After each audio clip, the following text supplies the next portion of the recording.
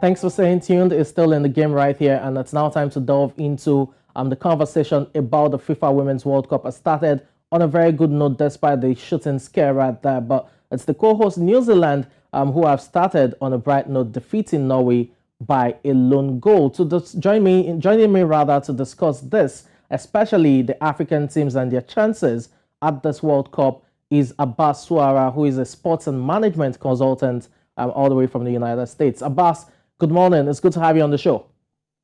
Oh yeah, good morning, Samson. It's a pleasure to be on the show this morning. Thank you very much. But before we delve into African teams and their chances at this World Cup, let's begin with a match we saw that ended about 5-10 minutes ago. What do you make of New Zealand's performance? A historic win for them, the first win in over 5 World Cup appearances. How do you think they stand a chance in terms of going through to the next round? Yeah, of course, they went into the game as an underdog, considering they're playing Norway, which are pretty much popular for their performance in female or women soccer globally. I believe being the host and having the backing of the fans in the stands, cheering them on, it gave them the extra motivation to go on the extra mile to get a victory. Of course, it wasn't a landslide victory, you would say, a 1-0 victory, but then it did the job for them, got the 3 point, put that in the bag, and that might become, really important as the tournament goes on. Getting those vital 3 point against Norway is no mean feat. But of course, yes, it's a good start for them. Let's see how they build up on that for the subsequent games. Okay, we'll definitely wish both sides the very best, New Zealand and Norway, and hope that we see more of them, especially for the Norwegian team that looked rattled by that shooting incident in Auckland. Let's move away from there now and look at the African teams.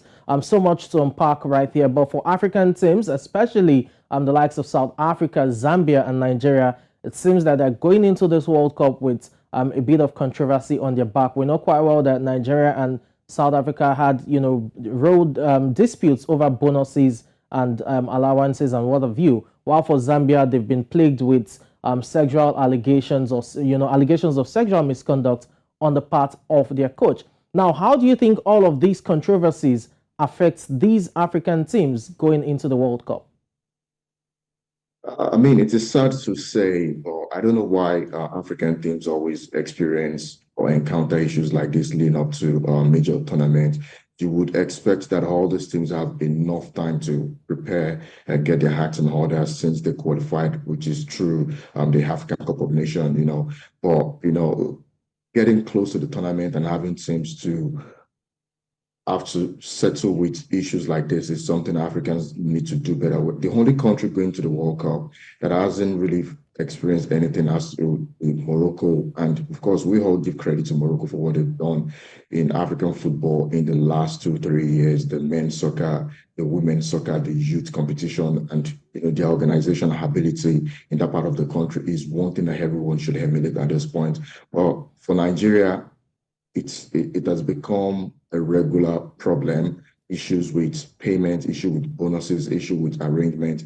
For South Africa, which is quite surprising considering that the CAF president is a South African. You would expect that it don't experience, though his foundation was able to build them out. But would you even want a situation where they experience a bailout before things are properly done? That is one thing we really need to focus on. And we just spoke about New Zealand, how they got the victory over Norway. There must be a lot of motivating factor behind it. But when athletes go into major championship, less motivated, having to harbor some other thoughts beyond fully concentrating on the game itself can always affect the performance on the pitch of play.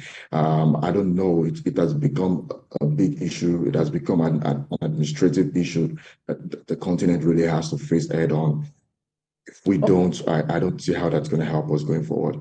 Okay, you mentioned Morocco as probably the benchmark in terms of how organized they are going into this World Cup. Let's look at the various, nations. The Bayana are definitely leading Africa's charge, considering they are the African champions. You look at their group. You look at Nigeria, who have also been irregular at this tournament. Nigeria will be taking on Olympic, champions Canada.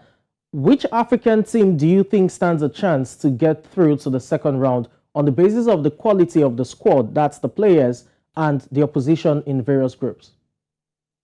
Uh, I'd like to go for the FIFA ranking first. When we look at the FIFA ranking, Nigeria still seems pretty highest amongst all four countries. Or even at that, we're ranked 40. We still put us pretty much lowest when you put all the teams in the four groups that the four African countries would be playing in. So that pretty much says that our chances are very slim. But we've seen teams the fight these odds. We see how Morocco was able to go all the way at the last minute FIFA World Cup. So I would expect that if there's anything that might spring up a surprise this time around, we should be looking at Morocco one more time. They seem to be the most prepared team. Put aside the administrative efficiency that we've seen in that part of the continent in the last 3 years. They have done the necessary things that any team should do. They've played 3 friendly games in July, which is a very good one for them. Nigeria hasn't played any friendly game heading onto this World Cup. The last time Nigeria, the women's soccer team kicked a ball for the country was way back in April.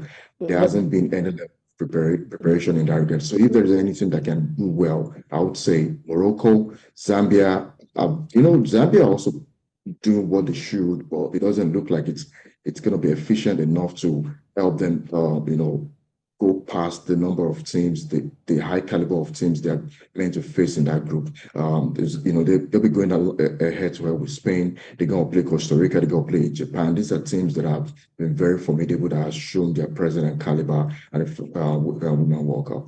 Okay. Although the Super Falcons did play, a friendly last week, 8-1, it ended in victory. But I quite understand that you probably want to question the quality of that friendly match, considering Zambia played, Germany, for example, who are 2-time World Cup winners, and were able to defeat them. Let's, wrap up this conversation now. The question will remain the same. Oftentimes, it sounds like one is a broken record, but for the game to be developed further and for our teams to compete favorably, we need to ask how further can we develop women's football across the continent. And it's not just about the representatives going into this World Cup, but across board, how do you think African football can be developed further in the women's game? Yeah, I think it still goes down to the fact that we need to pay a lot of attention to youth sports development. That is one thing. We also need to improve our league. Second, I know Africa is plagued with a very peculiar problem of finances. I don't know how FIFA are paying attention to this part. More importantly, I think the eggheads and the African in the African leadership of sports, especially soccer, should wrap their head together and try to brand the game properly, run the game the way it should be. Take the United States, for instance. The women's soccer is about the best when it comes to global soccer. And that is because they put very genuine attention into the soccer development, right from college football all the way to their various local and regional league, all the way down to the national team. That is why you see so much success.